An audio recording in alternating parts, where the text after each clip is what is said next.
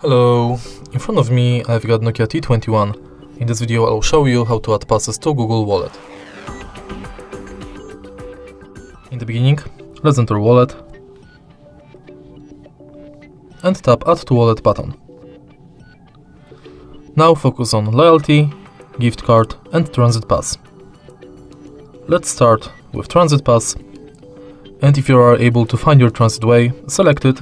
You'll be redirected to a website where you have to finish the inside form.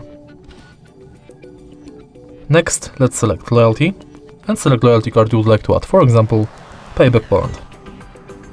Now enter manually or scan it. Tap Add to Wallet and it's done. In the end, let's select Gift Card, which is pretty similar to Loyalty Card because you have to select a shop. Enter card number, PIN, balance, your notes and tap Add to Wallet. All of your cards will appear on the homepage of Google Wallet. If you find this video helpful, please leave like, comment and subscribe.